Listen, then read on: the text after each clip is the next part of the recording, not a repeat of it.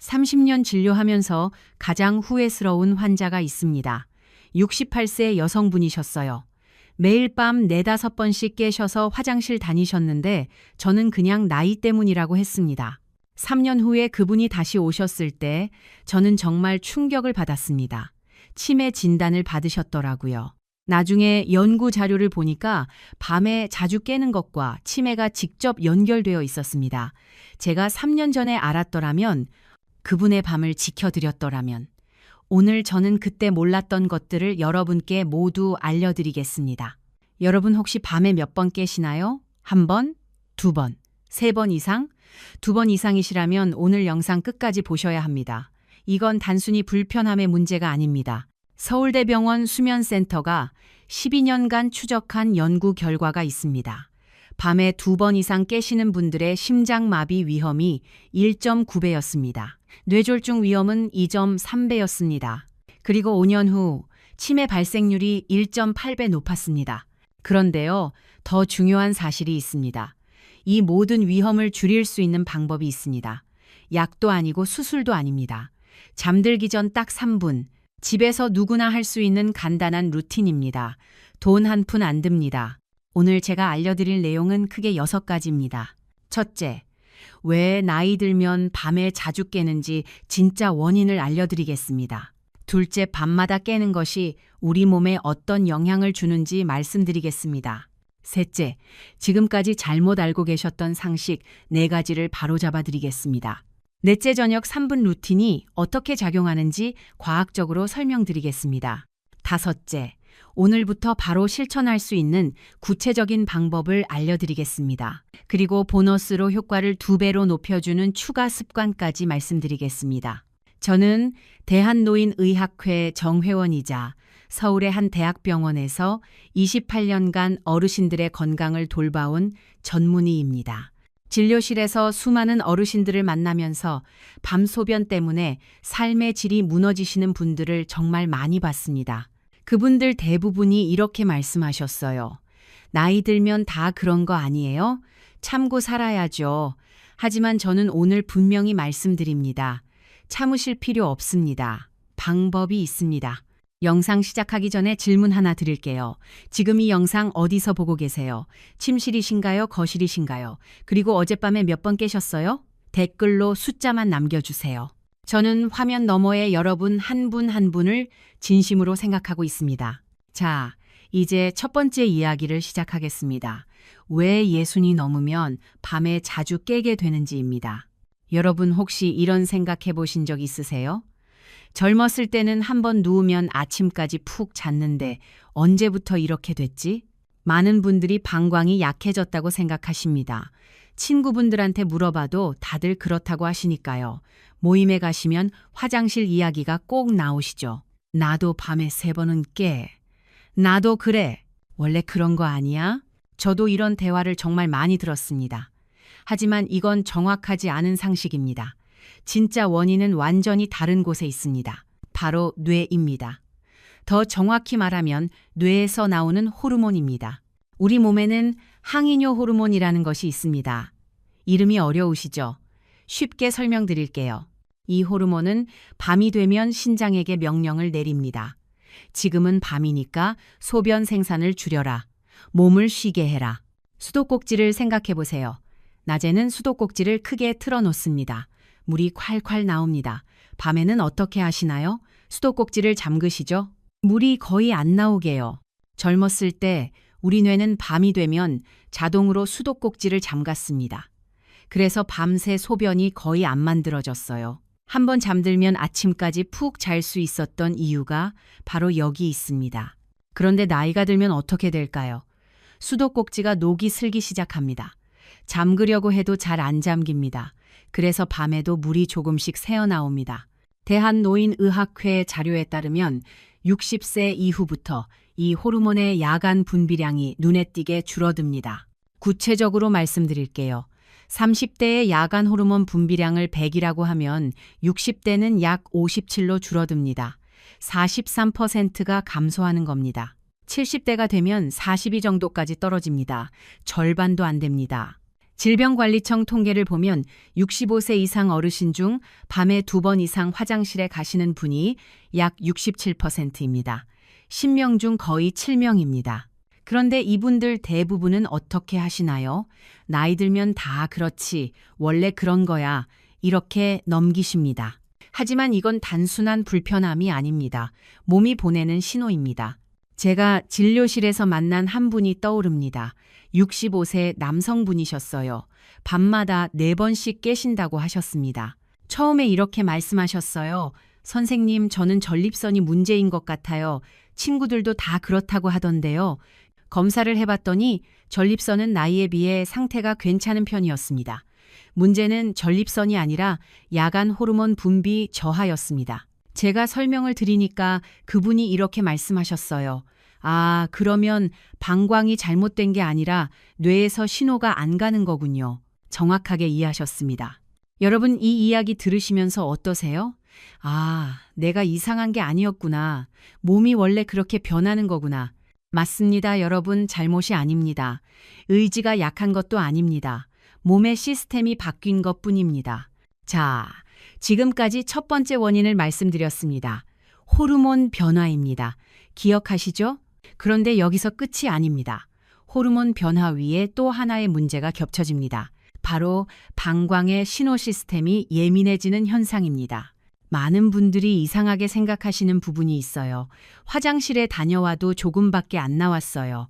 그런데 왜 이렇게 자주 마려운 건지 모르겠어요. 이런 경험 있으시죠? 이 말씀 속에 핵심이 있습니다. 문제는 양이 아닙니다. 신호입니다. 국내 비뇨의학과 연구에 따르면 젊은 성인의 방광은 약 300ml가 차야 강한 신호를 보냅니다. 종이컵으로 거의 2컵 정도입니다. 그런데 65세 이후에는 어떨까요? 120에서 150ml만 차도 뇌로 긴급 신호를 보냅니다. 반 컵도 안 되는 양입니다. 대한배뇨학회 연구에 따르면 65세 이상 어르신 중 71%가 이런 방광 과민 증상을 보입니다. 10명 중 7명입니다. 왜 이런 일이 생길까요? 오래된 자동차 경적을 생각해 보세요. 새 차의 경적은 어떤가요? 운전자가 누를 때만 울립니다. 정말 필요할 때만 빵하고 소리가 납니다. 그런데 오래된 차의 경적은 다릅니다. 살짝만 건드려도 울립니다. 심지어 안 건드려도 혼자 울리기도 해요. 고장 난 거죠. 방광도 마찬가지입니다. 젊었을 때는 꽉 찼을 때만 신호를 보냈습니다. 하지만 나이 들면 조금만 차도 난리를 칩니다. 뇌는 이 신호를 받으면 어떻게 할까요? 진짜 가득 찼구나.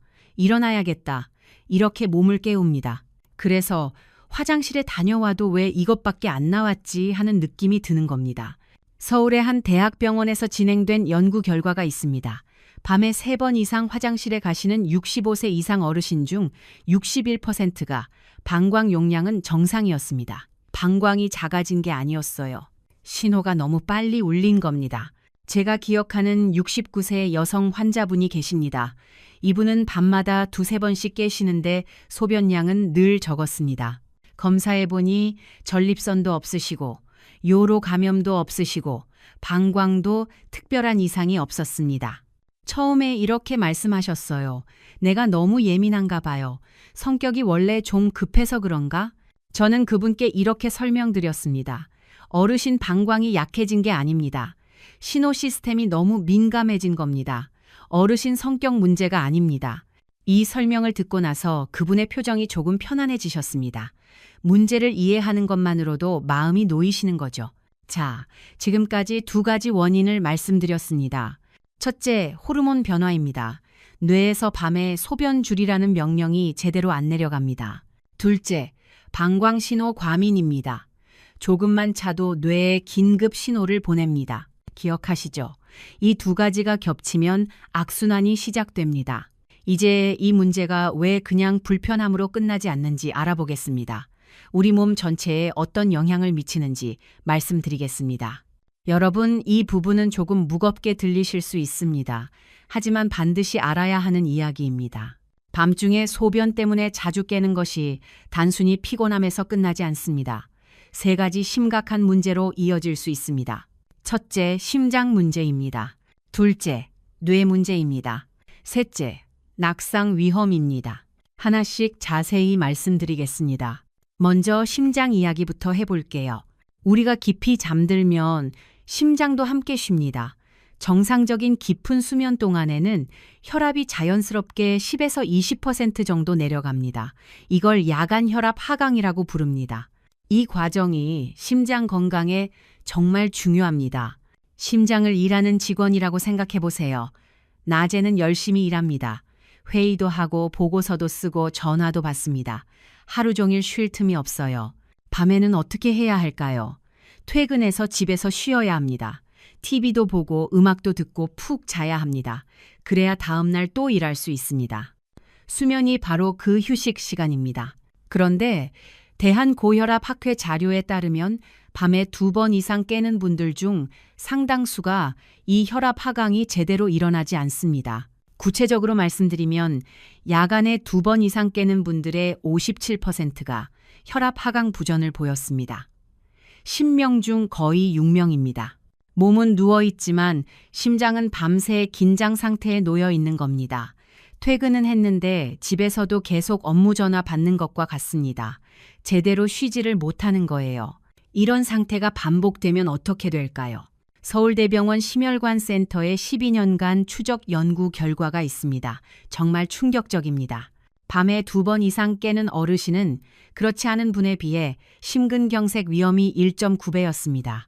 뇌졸중 위험은 2.3배였습니다. 2배가 넘습니다. 특히 새벽 4시에서 6시 사이가 가장 위험한 시간대로 나타났습니다. 왜 새벽이 위험할까요? 이 시간에 우리 몸은 혈압을 서서히 높여 깨어날 준비를 합니다. 일어날 준비를 하는 거죠. 그런데 밤새 제대로 쉬지 못한 심장과 혈관은 이 변화를 감당하기 어렵습니다. 그래서 심장마비나 뇌졸중이 이 시간대에 가장 많이 발생하는 겁니다. 여러분 혹시 새벽에 화장실 다녀오신 후 가슴이 두근거리거나 머리가 맑지 않은 적 있으셨나요? 있으시다면 그게 심장과 뇌가 보내는 경고 신호일 수 있습니다. 저는 이 이야기를 들을 때마다 마음이 무겁습니다.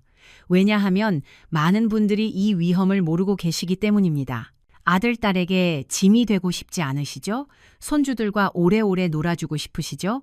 그러시려면 이 밤소변 문제를 가볍게 넘기시면 안 됩니다. 제가 진료실에서 만난 한 분이 생각납니다. 66세 남성분이셨어요.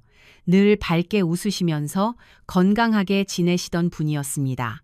손주가 셋인데 매주 주말마다 놀아주시는 게 가장 큰 낙이라고 하셨어요. 어느 날 새벽에 화장실 다녀오시다가 갑자기 가슴이 답답하셨다고 합니다. 다행히 심하지는 않아서 넘어가셨는데요. 그 후로 밤마다 불안해하셨습니다. 혹시 또 그러면 어떡하지? 손주들이랑 못 놀아주면 어떡하지? 그분이 하신 말씀이 아직도 기억납니다. 선생님, 저는 손주들한테 할아버지 최고 소리 듣는 게 제일 좋아요. 병원에 입원해서 아이들 걱정시키고 싶지 않아요. 그 마음. 여러분도 똑같으시죠? 다음은 뇌 이야기입니다. 깊은 수면 중에는 뇌 안에서 아주 중요한 일이 일어납니다. 낮 동안 쌓인 노폐물을 청소하는 겁니다. 특히 알츠하이머와 관련된 베타 아밀로이드라는 단백질이 이 시간에 제거됩니다. 우리 뇌를 부엌이라고 생각해 보세요. 낮에는 요리를 합니다. 아침밥도 하고 점심도 하고 저녁도 합니다. 하루 종일 바쁘죠. 그러다 보면 싱크대에 설거지거리가 쌓이고 바닥에 음식물도 떨어지고 지저분해집니다. 밤에 부엌 불을 끄면 어떻게 하나요? 설거지를 합니다. 바닥도 닦고 음식물 쓰레기도 버립니다. 그래야 다음날 깨끗한 부엌에서 다시 요리할 수 있습니다. 잠이 바로 그 청소 시간입니다. 뇌척수액이라는 것이 설거지물과 걸레 역할을 합니다. 수면 중에 뇌척수액이 순환하면서 노폐물을 씻어냅니다. 대한신경과학회 보고에 따르면 깊은 수면 중에 뇌의 노폐물 청소 효율이 깨어 있을 때보다 11배 높습니다. 그런데 자꾸 깨면 어떻게 될까요? 부엌 불을 켰다 껐다 하면 설거지를 제대로 할 수 없겠죠. 설거지하다 말고 또 요리해야 하니까요. 국내 신경과학회 연구 결과에 따르면 수면이 자주 중단될수록 기억력 저하와 인지기능 감소가 빠르게 나타났습니다. 특히 야간에 3번 이상 깨는 분들은 그렇지 않은 분에 비해 5년 후 치매 발생률이 1.8배 높았습니다. 많은 어르신들이 말씀하십니다. 요즘 깜빡깜빡해요. 이름이 잘 안 떠올라요. 뭘 하려고 했는지 잊어버려요. 이게 단순한 노화가 아니라 깨진 수면의 결과인 경우가 적지 않습니다. 여러분 혹시 최근에 이런 경험 있으셨나요? 냉장고 앞에 가서 뭘 꺼내려고 했는지 잊어버리신 적 있으세요? 열쇠를 어디 뒀는지 한참 찾으신 적 있으세요? 있으시다면 혹시 밤잠이 문제일 수 있습니다. 저도 환자분들께 이 이야기를 드리면 많은 분들이 깜짝 놀라십니다. 아니, 밤에 화장실 가는 것이랑 기억력이랑 무슨 상관이에요? 이런 질문을 자주 받습니다. 상관이 있습니다. 아주 깊은 상관이 있습니다. 수면은 뇌의 청소 시간입니다. 이 시간이 계속 방해받으면 뇌에 노폐물이 쌓입니다. 그 노폐물이 바로 치매와 관련이 있습니다. 여러분은 혹시 주변에 치매에 걸리신 분을 보신 적 있으세요? 저는 진료실에서 정말 많이 봅니다. 그리고 그 가족들의 고통도 함께 봅니다. 치매는 본인만의 고통이 아닙니다. 가족 전체가 함께 힘들어집니다. 자식들이 일을 그만두고 간병해야 합니다. 손주들이 할아버지 할머니를 몰라보게 됩니다. 이 슬픈 이야기를 막을 수 있는 가장 기본적인 방법 중 하나가 바로 좋은 수면입니다. 밤에 자주 깨지 않는 것입니다. 마지막으로 낙상 이야기입니다. 가장 현실적인 위험입니다. 아직 잠에서 완전히 깨어나지 않은 상태에서 어두운 집안을 걷는 것은 젊은 사람에게도 위험합니다. 하지만 관절과 시력이 약해진 어르신에게는 훨씬 더 치명적입니다. 보건복지부 통계에 따르면 65세 이상 어르신의 고관절 골절 중 약 43%가 밤이나 새벽 시간대에 화장실로 이동하다가 발생합니다. 거의 절반입니다. 한 번의 낙상이 어떤 결과를 가져올 수 있을까요? 고관절 골절의 경우 수술 3개월 이상의 입원, 6개월 이상의 재활이 필요합니다. 그리고 안타깝게도 고관절 골절 후 1년 내 사망률이 19%에 달합니다. 5명 중 1명입니다. 제가 잊지 못하는 한 분이 계십니다. 수원에 사시던 71세 여성분이셨습니다. 평소에는 매우 활동적이고 혼자 생활도 잘하시던 분이었습니다. 손주들과 공원에도 자주 가시고 친구분들과 여행도 다니셨습니다. 어느 날 새벽 화장실로 가시다가 미끄러지셨습니다. 고관절을 다치셨습니다. 수술과 긴 재활 기간을 거쳤습니다. 회복 후 진료실에서 그분이 이렇게 말씀하셨습니다. 선생님, 그냥 한번 화장실 가려다 이렇게 될 줄은 몰랐어요. 이제 손주들이랑 놀아주기도 힘들어요. 그 말 속에는 신체적인 고통보다도 자신감이 무너진 마음의 상처가 더 크게 느껴졌습니다. 더 안타까운 것은 그분의 가족들이었습니다. 아들이 직장을 쉬고 간병을 해야 했습니다. 가족 전체의 삶이 달라졌습니다. 나중에 그 아들분이 저한테 따로 말씀하셨어요.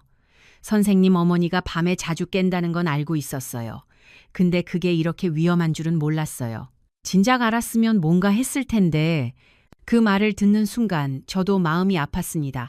여러분의 자녀분들도 아마 모르고 계실 겁니다. 부모님이 밤에 몇 번씩 깨신다는 것을요. 그리고 그것이 얼마나 위험한지도요. 오늘 이 영상을 자녀분들과 함께 보시는 것도 좋은 방법입니다. 가족이 함께 알아야 함께 예방할 수 있습니다. 여러분은 어떠세요? 침실에서 화장실까지 밤에 안전하게 이동할 수 있는 환경이신가요? 조명은 있으신가요? 센서 등이나 야간 조명을 설치해 두셨나요? 문턱은 없으신가요? 작은 문턱도 밤에는 위험합니다. 미끄러운 바닥은 아니신가요? 화장실 바닥에 미끄럼 방지 매트가 있으신가요? 만약 한 가지라도 걱정이 되신다면 이 문제를 가볍게 넘기시면 안 됩니다. 자, 지금까지 3가지 위험을 말씀드렸습니다. 첫째, 심장 문제입니다. 밤에 2번 이상 깨면 심장병 위험 1.9배입니다. 둘째, 뇌 문제입니다. 수면 중단이 반복되면 치매 위험 1.8배입니다. 셋째, 낙상 위험입니다.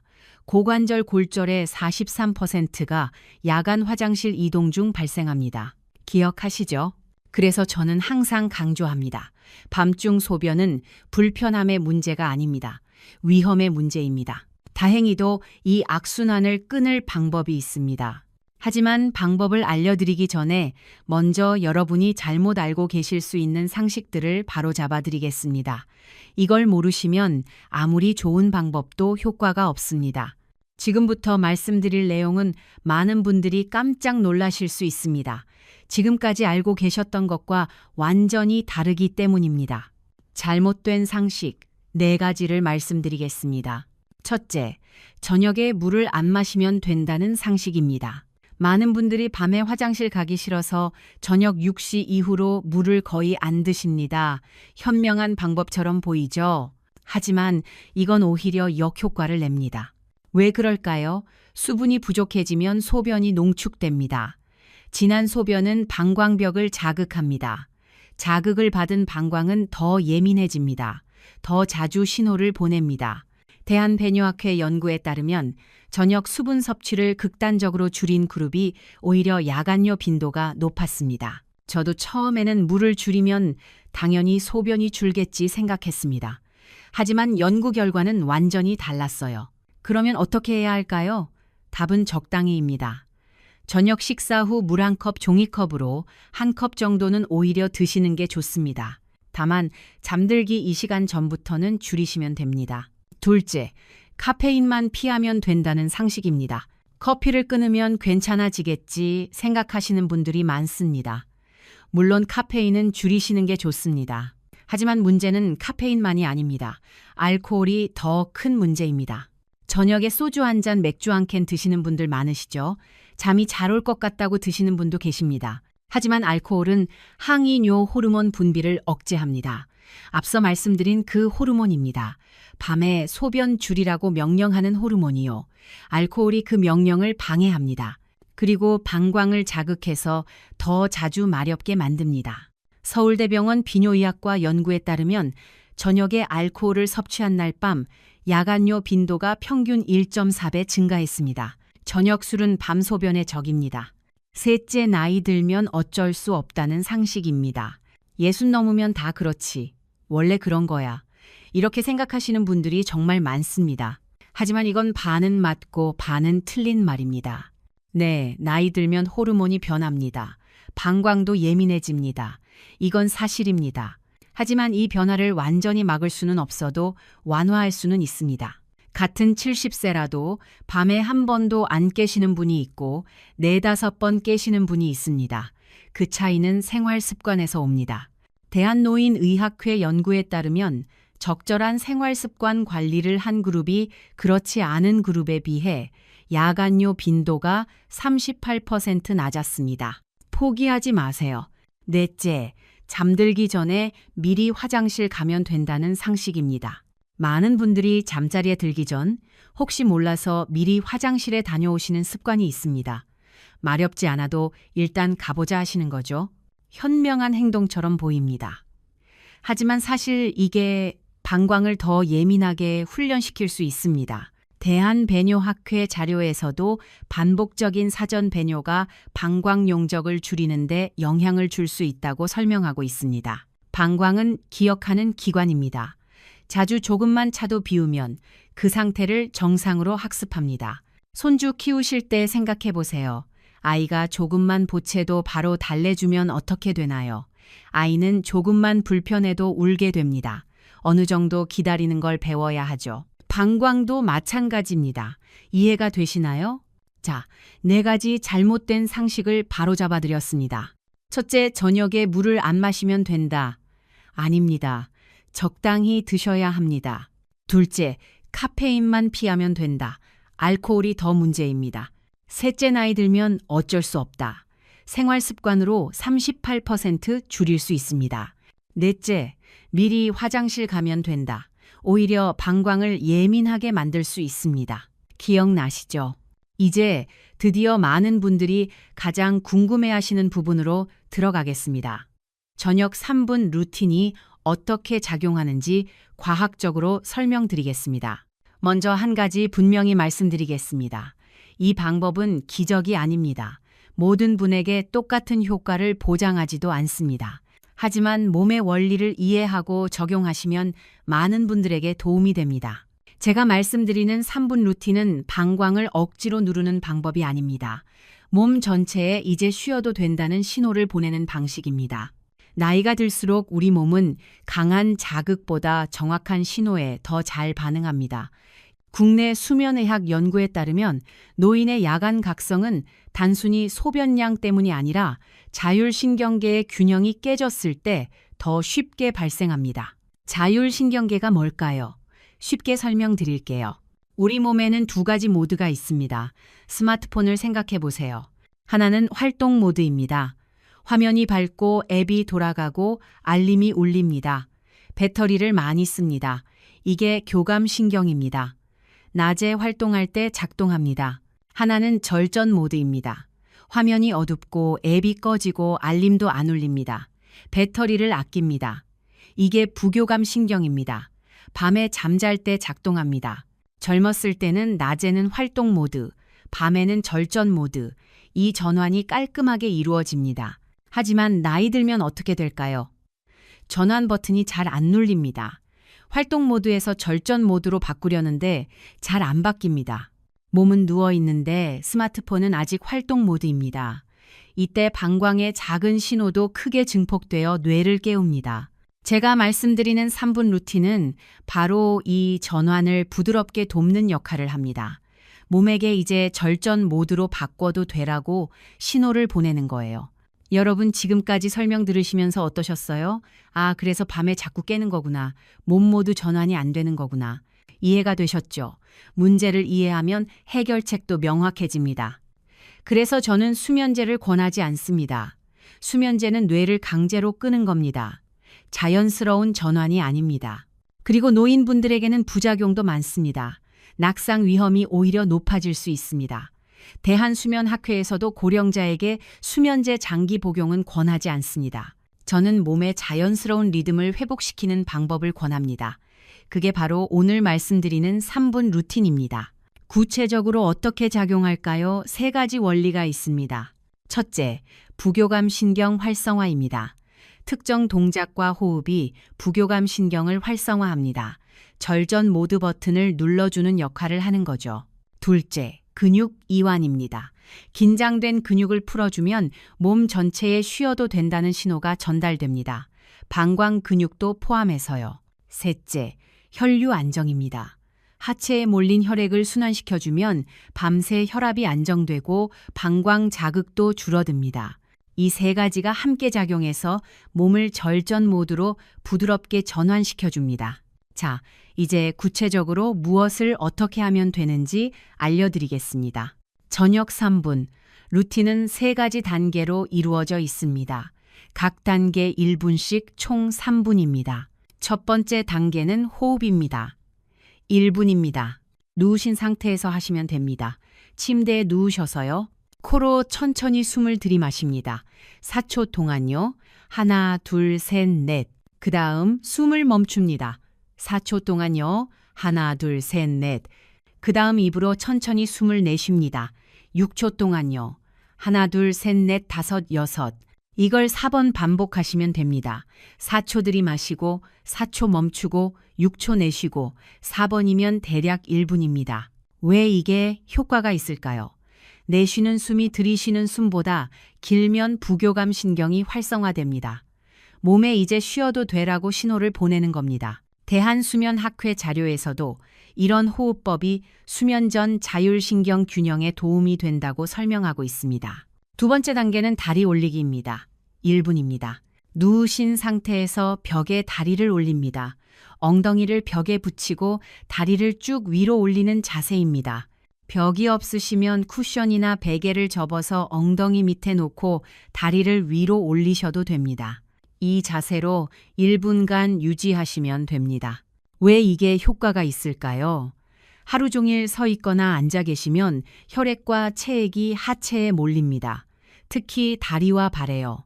이 상태로 누우시면 밤에 그 체액이 다시 순환하면서 신장을 자극합니다. 그래서 소변이 만들어지고 밤에 깨시게 됩니다. 잠들기 전에 미리 다리를 올려주시면 하체에 몰린 체액을 순환시킬 수 있습니다.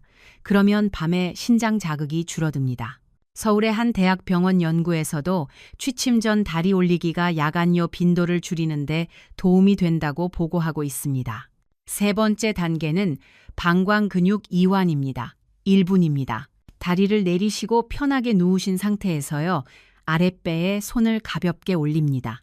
그 다음 아랫배에 힘을 살짝 주었다가 천천히 풉니다. 마치 소변을 참았다가 놓는 느낌으로요.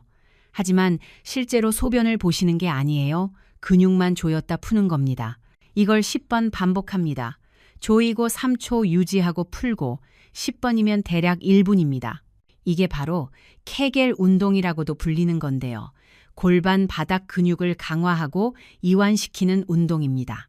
대한배뇨학회 자료에서도 이 운동이 방광 과민 증상을 완화하는 데 도움이 된다고 설명하고 있습니다. 자, 3단계 기억하시죠? 첫째, 호흡입니다. 4초 들이마시고 4초 멈추고 6초 내쉬고 4번 반복 1분. 둘째, 다리 올리기입니다. 벽에 다리 올리고 1분 유지. 셋째, 방광 근육 이완입니다. 아랫배 조였다 풀기 10번 1분. 총 3분입니다. 어렵지 않죠? 이 3가지를 순서대로 하시면 됩니다. 잠들기 직전에요. 침대에서 하시면 됩니다. 끝나고 바로 주무시면 돼요. 여러분 어떠세요? 할 수 있겠죠? 지금 당장 댓글로 오늘 밤부터 해볼게요 라고 써주세요. 다른 분들도 함께 하시면 힘이 됩니다. 제가 진료했던 67세 여성 환자분이 떠오릅니다. 이분은 오랫동안 밤에 3번씩 깨는 게 당연하다고 생각하며 지내셨습니다. 특별한 약을 쓰고 싶어 하지도 않으셨고 그저 조금만 덜 깨면 좋겠다고 하셨습니다. 이 루틴을 2주 정도 실천하셨습니다. 다시 진료실에 오셨을 때 이렇게 말씀하셨어요. 선생님, 아직 한두 번은 깨지만 예전처럼 힘들지가 않아요. 깨도 금방 다시 잠들어요. 저는 이 말이 정말 중요하다고 느꼈습니다. 몸이 밤을 다시 신뢰하기 시작했다는 신호이기 때문입니다. 그리고 한 달 후에 다시 오셨을 때는 이렇게 말씀하셨습니다. 선생님, 이제 한 번만 깨요. 가끔은 안 깰 때도 있어요. 남편이 좋아해요. 같이 푹 잘 수 있으니까. 그분의 표정이 정말 밝아지셨던 게 기억납니다. 이 루틴은 기적이 아닙니다. 마법의 약도 아닙니다. 하지만 나이 들며 흐트러진 몸의 리듬을 아주 작은 신호로 다시 정렬해주는 과정입니다. 여러분도 하실 수 있습니다. 어렵지 않습니다. 오늘 밤부터 시작하세요. 자, 지금까지 3분 루틴의 원리와 방법을 알려드렸습니다. 기억하시죠? 호흡 1분, 다리 올리기 1분, 방광 근육 이완 1분, 총 3분. 이제 보너스로 이 효과를 2배로 높여주는 추가 습관들을 알려드리겠습니다. 이것까지 함께 하시면 효과가 훨씬 좋아집니다.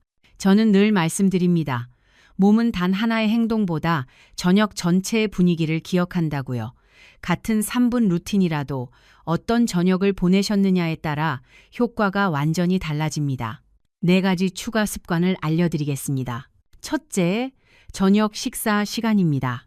가능하다면 저녁 식사는 오후 6시 반에서 7시 이전에 마치세요. 왜 그럴까요? 해가 지고 나면 소화기능과 신진대사가 자연스럽게 속도를 늦춥니다. 이때 음식을 늦게 섭취하면 몸은 쉬어야 할 시간에 계속 일을 하게 됩니다. 그 여파가 방광 자극으로도 이어질 수 있습니다.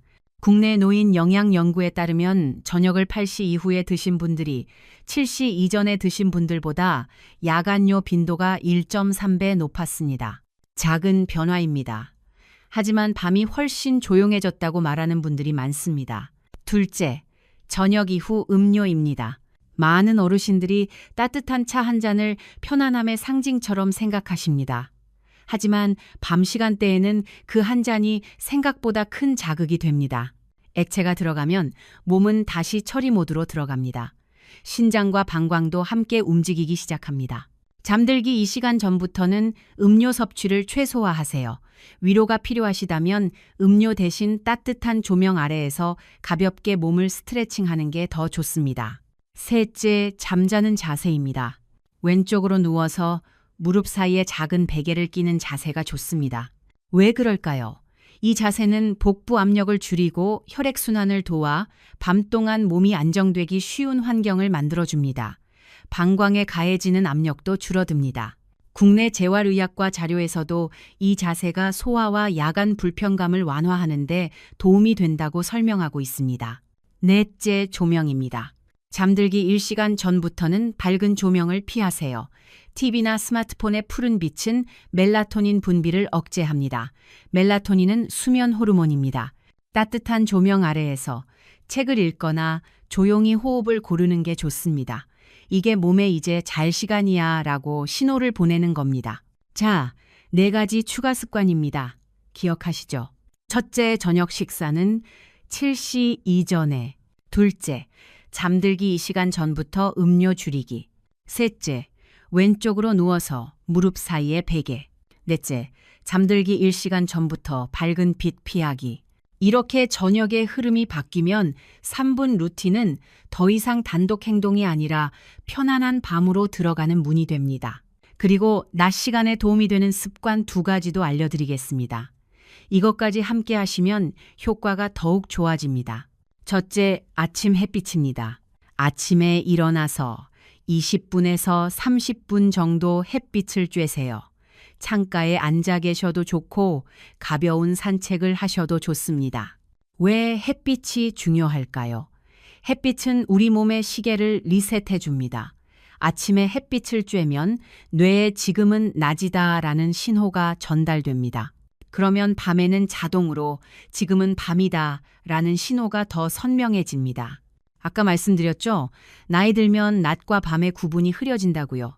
햇빛이 그 구분을 다시 선명하게 만들어줍니다. 국내 수면의학 연구에서도 아침 햇빛 노출이 야간 멜라토닌 분비를 28% 이상 증가시킨다고 보고하고 있습니다. 실내에만 계시면 안 됩니다. 꼭 밖에 나가시거나 최소한 창가에서 햇빛을 받으세요. 둘째, 가벼운 운동입니다. 하루 20분에서 30분 걷기 운동을 하세요. 격렬한 운동은 피하시고 땀이 살짝 나는 정도면 됩니다. 운동은 자율신경의 균형을 회복시켜줍니다. 낮에 적당히 활동하면 밤에 부교감 신경이 더 잘 활성화됩니다. 아까 스마트폰 비유 기억하시죠? 활동 모드와 절전 모드요. 낮에 활동 모드를 적당히 써야 밤에 절전 모드가 잘 됩니다. 하루 종일 집에만 계시면 몸이 낮과 밤을 구분하기 어렵습니다. 그리고 운동은 방광 건강에도 도움이 됩니다. 대한비뇨의학회 자료에 따르면 규칙적인 걷기 운동을 하는 그룹이 그렇지 않은 그룹에 비해 야간뇨 빈도가 23% 낮았습니다. 다만 저녁 6시 이후에 격렬한 운동은 피하세요. 몸이 각성 상태가 되어 잠들기 어려워질 수 있습니다. 자, 이제 오늘 말씀드린 내용을 전체적으로 정리해 드리겠습니다. 긴 영상이었지만 여기까지 함께 해주셔서 감사합니다. 오늘 우리는 6가지를 함께 살펴봤습니다. 첫째, 왜 나이 들면 밤에 자주 깨는지 알아봤습니다. 항이뇨 호르몬이 줄어들고 방광 신호가 예민해지기 때문입니다. 둘째, 이것이 왜 위험한지 알아봤습니다. 심장병 위험 1.9배 치매 위험, 1.8배 낙상으로 인한 고관절 골절 위험, 단순한 불편함이 아니었습니다. 셋째, 잘못된 상식 4가지를 바로잡았습니다. 저녁에 물 안 마시면 된다 틀렸습니다. 나이 들면 어쩔 수 없다. 38% 줄일 수 있습니다. 넷째, 저녁 3분 루틴이 어떻게 작용하는지 알아봤습니다. 부교감 신경 활성화 근육 이완 혈류 안정 3가지 원리입니다. 다섯째, 구체적인 실천 방법을 알려드렸습니다. 호흡 1분, 다리 올리기 1분, 방광 근육 이완 1분, 총 3분. 여섯째, 효과를 높이는 추가 습관을 알려드렸습니다. 저녁 식사 7시 이전, 음료 줄이기 왼쪽으로 눕기 밝은 빛 피하기, 그리고 아침 햇빛 걷기 운동. 기억하시죠? 자, 이제 가장 중요한 것만 다시 한번 정리해 드리겠습니다. 오늘 영상에서 딱 3가지만 기억하세요. 첫째, 밤에 자주 깨는 건 나이 탓만이 아닙니다. 호르몬 변화와 방광 신호 과민이 원인입니다. 그리고 생활 습관으로 충분히 개선할 수 있습니다. 둘째, 저녁 3분 루틴을 시작하세요. 호흡 1분, 다리 올리기 1분, 방광, 근육 이완 1분, 잠들기 직전에 침대에서 하시면 됩니다. 셋째, 저녁 전체의 흐름을 바꾸세요. 저녁 식사는 7시 이전에, 음료는 잠들기 2시간 전부터 줄이기, 밝은 빛은 1시간 전부터 피하기. 이 3가지만 기억하시면 됩니다. 어렵지 않습니다. 오늘 밤부터 시작할 수 있습니다. 돈 한 푼 안 듭니다. 특별한 도구도 필요 없습니다. 침대에서 3분이면 됩니다. 중요한 건 완벽한 밤이 아닙니다. 조금 더 편안한 밤입니다. 한 번 덜 깨고 다시 잠들기가 쉬워지고 아침에 일어났을 때 몸이 덜 무겁게 느껴지는 것. 그 작은 변화들이 쌓이면 삶의 리듬도 함께 달라지기 시작합니다. 우리 세대는 자식 키우느라 정작 내 건강은 뒤로 했습니다. 먹고 살기 바빠서 몸은 늘 뒷전이었죠. 이제 우리 차례입니다. 손주들과 오래오래 놀아주시려면, 가족들에게 짐이 안 되시려면 지금부터 밤을 챙기셔야 합니다. 60 이후의 건강은 더 강한 자극이 아니라 더 지혜로운 돌봄에서 만들어집니다. 저는 진료실에서 매일 이것을 확인하고 있습니다. 여러분 그동안 고생 많으셨습니다. 이제 스스로에게 조금 더 친절해지셔도 괜찮습니다. 이 영상의 내용은 일반적인 건강 정보를 바탕으로 한 것입니다. 개인의 상태에 따라 다를 수 있습니다. 통증, 혈뇨, 급격한 증상 변화가 있다면 반드시 전문의와 상담하시기 바랍니다. 이 영상은 진단이나 치료를 대신할 수 없습니다. 오늘 이야기가 마음에 조금이라도 닿았다면 댓글로 오늘 밤부터 해볼게요 라고 써주세요. 여러분의 한 줄 한 줄이 저에게는 다시 영상을 만들 힘이 됩니다. 도움이 되셨다면 좋아요 부탁드립니다. 가족 중에 밤에 자주 깨시는 분이 계시다면 이 영상을 공유해 주세요. 함께 건강해지실 수 있습니다. 구독해 주시면 더 많은 분들께 건강 정보가 전달됩니다. 우리 함께 건강해집시다. 저는 앞으로도 여러분의 밤이 조금 더 조용해질 수 있도록 과장 없이 하지만 진심을 담아 이야기하겠습니다. 여러분의 건강 제가 지키겠습니다. 편안한 밤 되시길 바랍니다. 감사합니다.